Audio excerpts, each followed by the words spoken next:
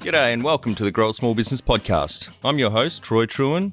Each week, we speak with an owner who has grown a business with 5 to 30 team members to something bigger. Diving into their numbers and unearthing the pain they've experienced, we explore what they did to overcome each barrier and what they would do differently from day one. Let's get into it.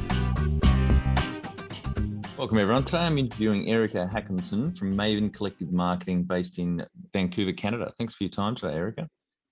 Thanks for having me join you, Troy. I'm delighted. Let's start with how we know each other. So I think one of our editors reached out to you and asked you to come on the cast. That's right. They found an obscure award that we won in Canada, and so we're worlds away. But I'm really excited they found it. What award is that?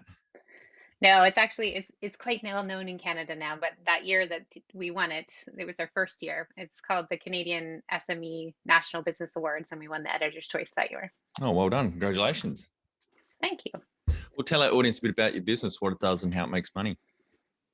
Yeah. So Maven Collective Marketing is a full service marketing agency. We work primarily with tech companies, particularly in the Microsoft ecosystem. So we've done projects with the Microsoft Corporation. We work primarily with Microsoft partners who are resellers of Microsoft products. And then we also work with their Microsoft ISVs and development centers. So we aren't the technical side of the house, but we help them translate into layman's terms how that's marketable and sellable and how to make them sound different. Great. So you've niched down a bit. So your area really of focus is around Microsoft products and the sector. Mm-hmm. Great. Yeah. And I used to work at Microsoft, so we have a pretty strong background there. But it did take me a couple years to decide to make that leap, because you really go from we'll serve everyone in tech to there's 64,000 Microsoft partners worldwide. Is that a big enough piece of the pie for you? But of course, it is. You only need 1% of that to be busy. That's it. Yeah. And how did you start out? So originally, I started out with a side hustle of had worked at an agency, had a couple clients from that agency that still wanted to work with me. I was a full-time marketing director at the time. And so I just did it a bit to make more money, kind of adding about 30% of my income a year with doing nights and weekends. And then I was about 28 then. That's kind of when I came up with the concept of Marketing Maven, but there it was really just kind of sole consultant. And then I had a kid and went on mat leave and went back to a career and was doing a bunch of commuting and getting pregnant and getting sick and having a second kid and thinking this is definitely not working for me long term. So by the time I had my second and was on mat leave, I took the leap, incorporated, got the website set up, got the services set up, figured that all out, and I incorporated in 2016 as a sole entrepreneur, and that's when things really launched. And we started with 3 clients then, and just me. And years later, jump forward 5 years now, and now we're able to increase our clients by 400%. Since then, and keep them, which is great, most of them anyways. And then we've grown our full-time employees too, and we dance around kind of with the way people want to work with us, but we have full-time employees, we have freelancers, we have contractors, we operate worldwide, but we're about 7 to 8 full-time employees now. Oh, great. That's terrific growth. And so 2016, when you decided to go all in on this, so what age were you then when you made the jump? I was 32 and I had an 8-month-old and a 2-year-old and a husband that was doing first responder shift work. It was a real wild time. Yeah, geez, that would have been hectic. It was hectic. And any other key numbers you can illustrate the growth of the business? 1 FTE to 7 or 8 in 5 years is terrific. Yeah. So revenue-wise, I was saying when I was doing it just as kind of a side job, it was adding 30% to my income each year. And I wanted to be sure, jumping into trying to support ourselves as a family and doing full-time work, that I would be able to kind of match that income that I was leaving, which I was able to do in the first year. And since then, we have a revenue growth of 250% since then. Yep. And then since 2020, just looking at the numbers, we had a revenue growth of 40%. Mm-hmm. And this year, we're on track to do 100% revenue growth. Well, that's terrific, particularly in the pandemic. Yeah. Yeah, we've definitely been in the right sector fortunately or unfortunately, tech is taking off. Everyone's had to work from home. Our partners, our clients have had to ramp up their digital marketing to be found online easier. They've been doing more virtual events. We support them through all of that. Yep. When was the moment you felt like you'd succeeded? Sadly, it was probably pretty far down the rabbit hole. It definitely wasn't in the beginning. It was a lot of second guessing myself in the beginning. But in 2019, we won 8 different awards, both for our work with clients, for our work like the National Canadian SME Awards, some for being a female in tech, some for being a female entrepreneur. So that year kind of felt validating that, yeah, okay, we're on the right path. We're actually getting recognized for the work that we're doing. And it's not just that we're seeing it in the numbers, we're getting recognized by established marketing bodies. And what does success look like to you? Well, the awards are nice. That's created a little trophy wall for us, but it's really the validation of our expertise and as a team, how much that fuels us and it motivates us to go farther and do more work and collaborate better with our clients and build those successes for them. And really, when we can set a goal with our client and bring that into fruition and them feel that win and see that win in their business, that's what success really feels like on our side, is to be able to experience that with them. Perfect question for you. Number one thing you'd recommend to marketing a fast growing business? Yeah, this is what we do all day long. It depends on how much time you want me to spend on this. Go for it. The audience, yeah, it's a big area, as you appreciate. Marketing a small business is huge. It's really important. Yeah. So, you know, we help primarily business to business and tech. So this isn't advice that's going to work for every small business, but if you have the capital to be able to invest in your digital presence, meaning that if you can really take the time to invest in your search engine optimization and your search engine marketing from the get-go, that's going to pay you off in spades for years for you. So if you can spend that time and you can spend that money, I highly recommend it from day one. One example of us doing this is I co-founded a second company last year during the pandemic. We actually set up a domain while we were building our website. So our co-founder is a well-known Microsoft MVP. We set it up under his name. We wrote articles under his name. And while we were figuring out how we were going to launch our company, we just kept feeding a bunch of SEO blogs into that site. So upon day one launch, we had a bunch of traffic hitting our new domain that we had just kind of been aging as a landing page that whole time, redirecting that entire site into it. And we've been able to hit traffic targets that we had in the previous company that I helped my co-founder sell when they were 6 years in. We hit it in the first 8 months. Wow. So that's just the value of investing in things like that, how much it can really pay off for you if you do it early and you do it often. That's a question I get asked a lot recently in recent years is SEO still relevant these days? Because it's obviously a lot harder, but it sounds like there's a lot of great results out there. Yeah, I think you really just need to know what you're doing for the starting point. I mean, we have people coming to us asking, "Oh, we've already hired an SEO guy. We want to work with you on virtual events." And then we start looking at their website. Yeah. Like, what did you hire this person to do? Because there's so much of this that isn't optimized. And the keywords you're going for, Microsoft's going for. So what are the chances you're going to get ranking for that? So there's definitely an art to it. You have to know what's behind the curtain a bit, though nobody does. But if you've done it enough, you can kind of see what works. And if you're legit in doing the right things and putting out the right content, then any algorithm update isn't going to hit you too hard. Yep. So if you can't do that, though, I would say invest heavily in your network. I mean, that can't be said enough. And though we're in a pandemic and we can't see each other in person, never be afraid to ask for that referral. Never be afraid to ask for that introduction. If you're truly going to deliver value in those conversations, it's worth the other person on the receiving end taking the time to meet with you. So we've done that ourselves. I mean, even though we invest heavily in SEO and we invest heavily in search engine marketing, it's amazing how much a LinkedIn introduction will get you with a potential prospective customer, just making that introduction from someone they trust. So I highly recommend that as well. Yeah. And so on marketing, I guess, digital wise, so LinkedIn, Google Ads, I assume Facebook wouldn't be an area that you guys really focus on? No, I mean, we've had some clients that have wanted to play on Facebook a bit from, again, a B2B tech perspective, depending on where you're at for your small business. LinkedIn and Twitter are great networks to create a community and really build up your contacts. I have, a fellow one of our freelancers that started in the sustainable garment business. And for them, Instagram and TikTok is the way to go because they can leverage influencers there and make it a lot further than, say, a LinkedIn or Twitter. So it definitely depends on what industry you're in, which social media platform is going to be best for you. Yeah.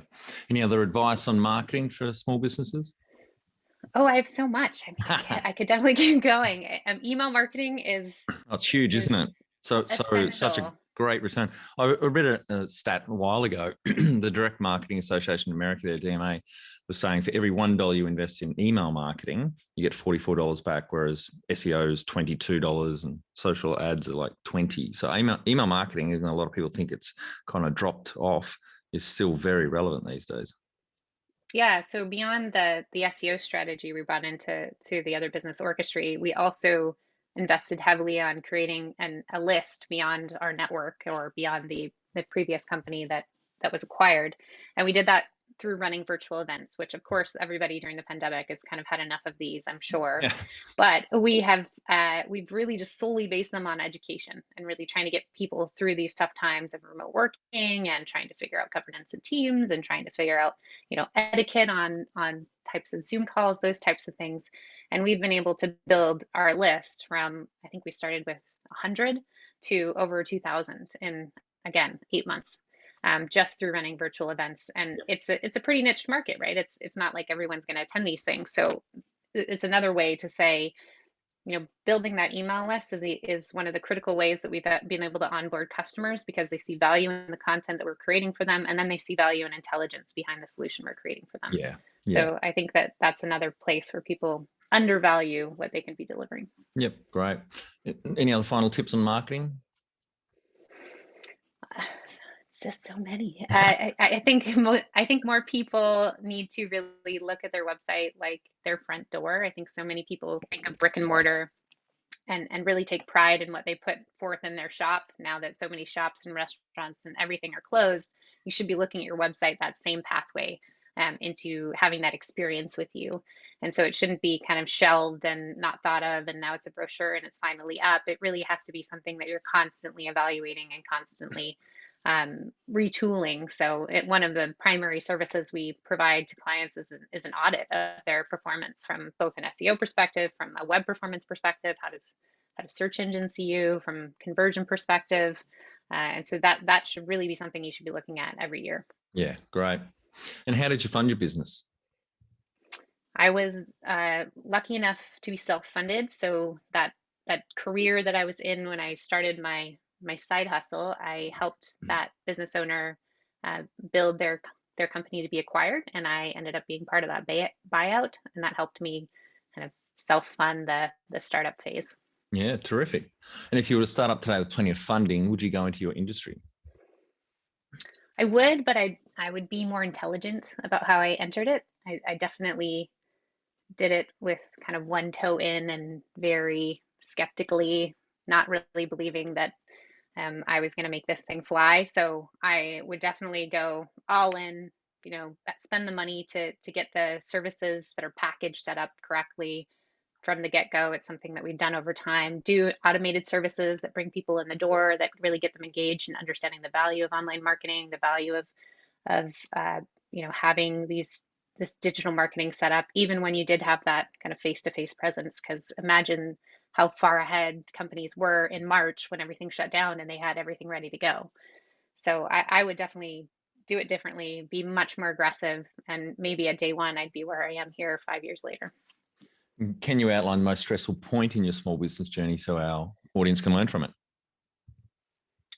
Starting a business with an 8-month-old and a 2-year-old, and sounds like you like a my challenge. yeah, and my husband not feeling well and being bedridden the first month of my new venture was probably one of the first Yeah. stressful moments. Uh, so many others, currently trying to simultaneously run two companies has been stressful moments. I'm I'm now the mother of a 5 and a 7-year-old and coaching soccer and softball and sitting on boards and doing all these things. Yeah. It's always a bit of a challenge. And what area in business do you feel you've had to work on the most to add the greatest value? Definitely business development. It doesn't come naturally to me. In a previous life, I was a financial advisor. I had to knock on doors to build my book of business. I got a lot of doors slammed in my face. I got sworn at a lot. I got told never to come back. I felt like I was fairly nice knocking on doors. This was not even during COVID when people would be afraid of me giving them something. Yep. And I think it just put a really bad taste in my mouth Yeah. to kind of get into cold calling or reaching out to people I didn't know. But I've gotten a lot better at that. I've found different ways to do it, again, as I described, to add value to any conversation I'm asking to have. And so I should have invested in that a lot earlier than I have, but I think I am now, and it's definitely paid off for us. Yeah, I think it's a good point for small business owners. If you're not naturally a salesperson or a business development person, then find some good material or a mentor and swat up on it, even if you're not the lead salesperson, to have that knowledge, so you know whether you actually have effective and productive salespeople is really important. Yeah. What have you enjoyed least about managing the fast growth? I haven't been able to predict what processes or technologies that we needed in place before we needed them. So they've been very reactive and trying to kind of avoid bottleneck issues after they're already happening. So that has felt hectic and haphazard, and me throwing systems into place that I wish were already there that could have been better defined.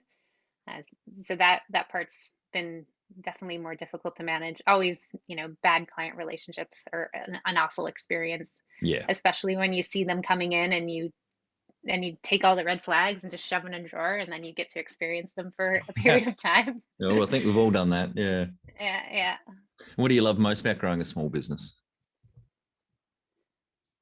I love enabling and empowering people to see what they're capable of. As a female in tech, I think I've gravitated towards hiring and empowering other women in this space, especially because I think it's intimidating to get into. Most of the people you'll meet will be males. Most of the rooms you'll present to will be males. And so I think as a woman, it is a little intimidating. And being able to just empower someone else to come into the room and hold their own and show that they're just as knowledgeable as anyone else in the room. It's been really wonderful to see my team do that in any environment, and I can see them kind of make that shift of this is where I should be, and I do really enjoy this, and it's exactly where I belong. What has been the biggest mindset shift for you in your small business growth journey? I think, as many entrepreneurs are, I'm a bit of a control freak. I like to have things done a certain way, and I feel on many times that I'm the best person to do it. But hard to delegate, doesn't it? Very hard to delegate. And so I think working with a business coach has really helped me identify that issue. and it's me getting out of my own way. I have such a great team, and they're completely capable of doing it just as well as me or better. And so making that mind shift and setting back and letting go has been the biggest growth factor, really. What's the number one habit you think a small business owner needs to develop and maintain? I think, in my experience, patience, gratitude even in the hard times, and a whole lot of empathy. People are going to make mistakes. It's going to drive you crazy. It's kind of like being a parent, and yet when the mistakes are made, they're learning and growing, and you got to recognize that. And so as long as you can frame that correctly and help them learn and grow from that, it can only get better. Be the change you want to see in your business. Become more productive and less stressed with our free Transform Your Performance online course. Once you see the benefits, put your entire team through the course at no cost. We start out by telling you the secret to guaranteed success. Then over 100 lessons help you be more focused, present, productive, and feel more in control about work. growasmallbusiness.com.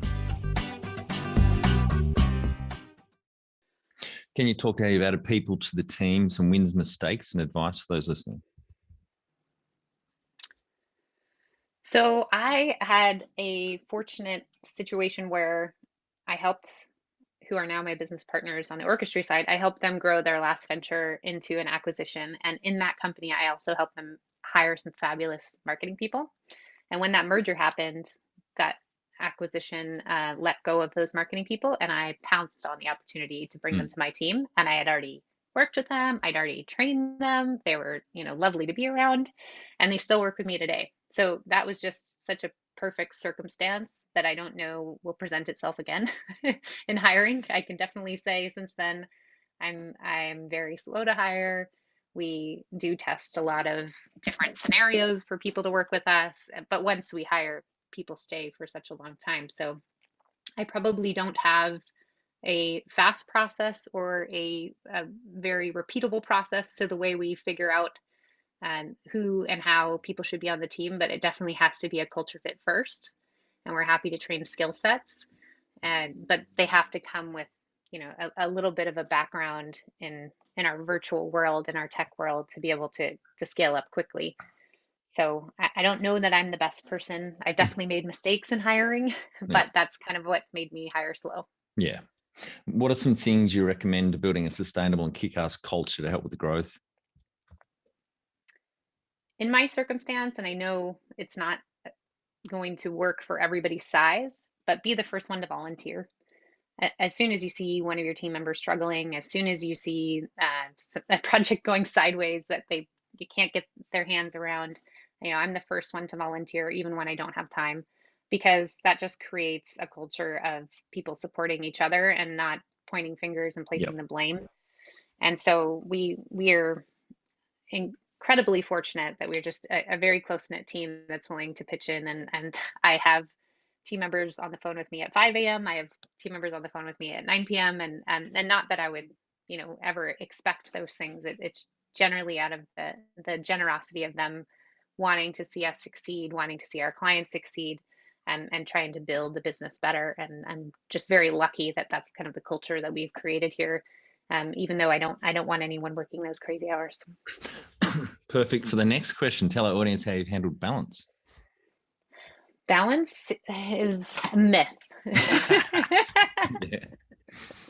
Just let it go. Yeah. I have two tiny humans that require balance. Mm-hmm. So that really helps me stay present in the moment.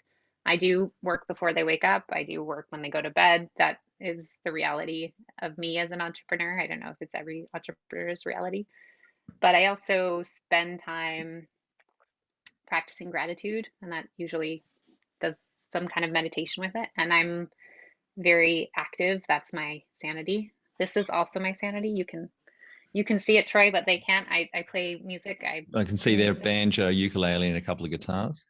Yeah. Great. So that's probably between running and music and kids.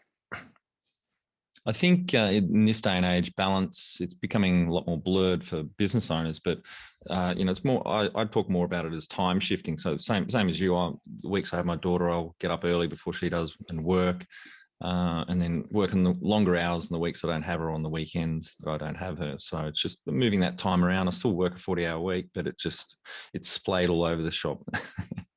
I would love to get to a 40-hour week, Troy. share some advice. Yeah, it feels like a bit of a holiday compared to early in my business career, I can tell you now. But yeah, it's important that for me to keep my hours capped around 40. How much professional development did you invest in yourself? Books, courses, podcasts, training, conferences, etc. Yeah, so I'm in Canada now. I am from the United States, and when I moved to Canada, it's such a close country. You think things like a Home Depot MasterCard would transfer over and you'd be able to get credit, but I couldn't give the bank $500 to give me a credit card. So Wow. I really did. I started over from a financial standpoint. I left my job at Microsoft to come be a Canadian with my husband, and that was the end of 2008. And I had that big skull. And so I went back to cocktail waitressing. I became a financial advisor. Mm-hmm. I did many things until I found my path back to marketing and tech. And when I found my path back to marketing and tech, I decided, okay, I need to skill up here to be able to be taken seriously in this market, I guess. So I went and got an MBA in the management of technology, which also helped me with speaking with developers and speaking with programmers and engineers. So that definitely helped. And on an ongoing basis, I have a business coach. I love to read a variety of books. Not all of them are business. A Yeah. lot of them are marketing, though.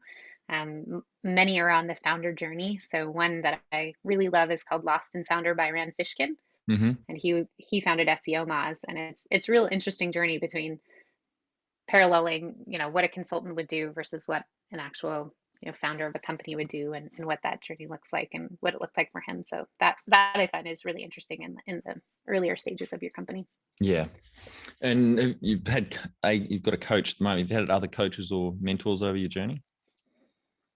I have been fortunate enough to have quite a few great managers um, and and CEOs to look up to. I had a great manager early on, Scott Meanix, uh, who often was called out on naval reserve missions and would be gone 5 months at a time, and then he would just enable me to go step in his position Mm-hmm. as an intern even.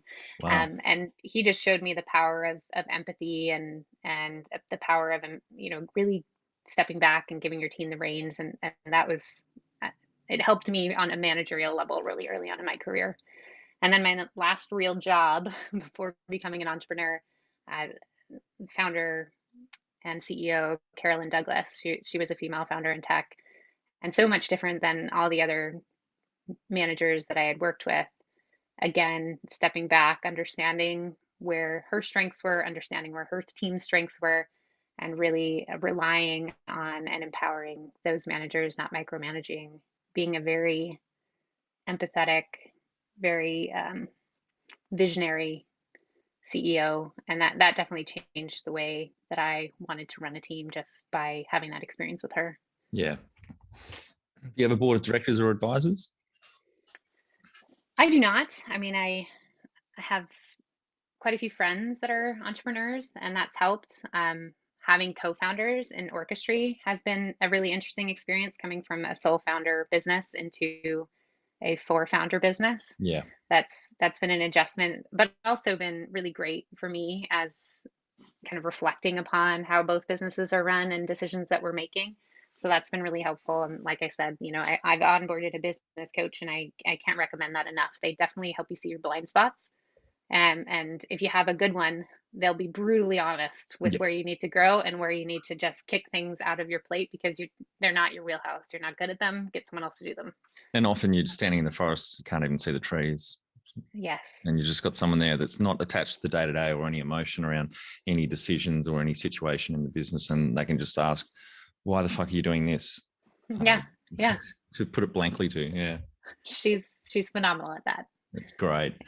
All right, Eric, on to our final 5 questions. What do you think is the hardest thing in growing a small business?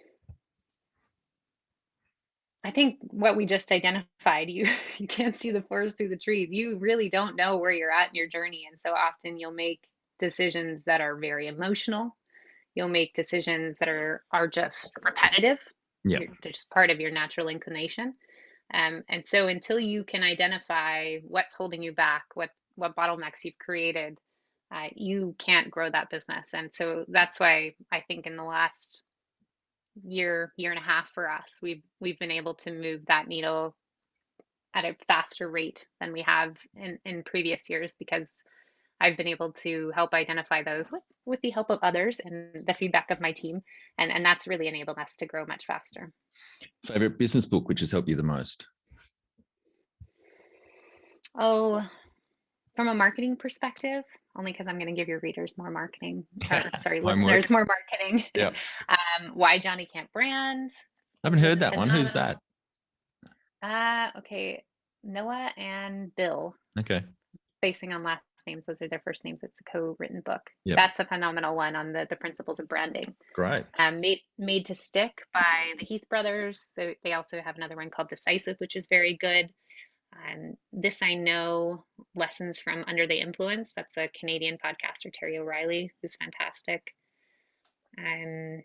Of course, everyone knows starts with why with Simon Sinek, but Yeah. that's really fundamental for. It's a great book, and it's one of the top 10 TED Talks, that video that started his whole movement.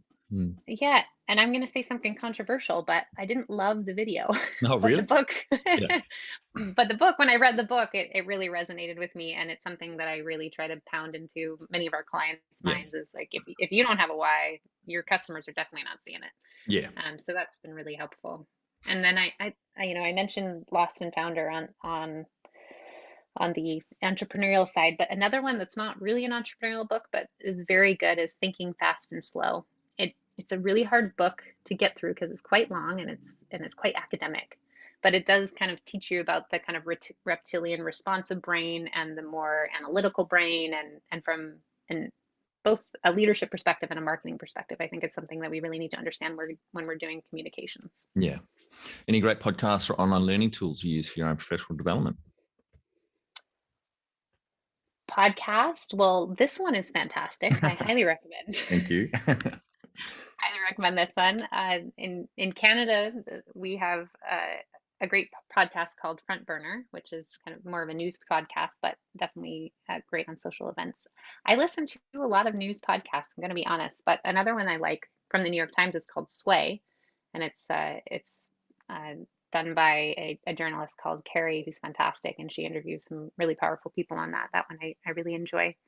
An app that I have been using for quite a bit of time is 10% Happier. I don't know if you've read that book. That's another great book. No. So it's about a journalist who actually has a psychotic break on television, and he goes off to try to resolve that so he can continue to be a broadcaster. And he goes into mindfulness and meditation. Right. He also had been on a lot of coke at that time, so he was trying to not self-medicate that way any longer. Yeah. And it's not one of those really Buddhist kind of guru-y type of, no offense against Buddhism, but that's generally where the meditation side comes from. It's a real, if you can find a way to be 10% happier, would you? And that's kind of what he said meditation has done for him. And he's done a bunch of follow-along book tours, and there's another one is 10% Happier for meditation skeptics. The app is really meditation for skeptics, and it gets you to just sit down and especially for really busy minds like entrepreneurs, sit down and take the time to do it 5 minutes a day, 10 minutes a day, and he brings in meditation consultants from around the world, and it's really fantastic. It's somehow fit into my busy days, and it's usually how I start my day. Yeah, it's great. Meditation is a really, really important thing. Does that answer the next question? One tool you'd recommend to help grow a small business? Well, from a marketing perspective, there are many tools, but for an entrepreneur, I would say mindfulness gives you patience. Also, as a parent, gives you patience. Yeah. Tools to help grow a small business. One thing I didn't put in early enough along, but I should have, because I do it for clients, is a customer relationship management system. Mm-hmm. Especially as you look into what does succession planning look like for your business. If you don't have all of that documentation and data to even think about succession planning, then you're going to be stuck in your business a really long time. So if you can get it, put it in early, it's just kind of like investing in SEO. If you do it early, it pays off in dividends in the end.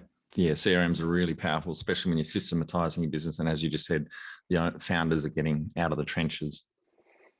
Final, my favorite question: what would you tell yourself on day one of starting out? Get out of your own way. that I could have learned a lot earlier. It was a lot of holding on to things and making mistakes I didn't need to make. If I could have just empowered people earlier, if I could have just believed in myself a little sooner, I think 5 years in, I'd be much further along. But hey, I'm still learning, and at least I'm still here. Great. Well, thanks for your time today, Eric. I think the audience get a lot of value out of what you've discussed with us. Congratulations on not just all the awards you've won, but also growing from 1 to 7 or 8 FTE now over the last 6 years and starting a second business. Congratulations. Thank you so much, Troy. It was a pleasure being here. Thanks. And for our audience, we'd greatly appreciate a review in iTunes or whatever platform you listen to us on. More reviews means we bubble up higher in iTunes, etc. So more business owners looking for podcast help with their growth will find us.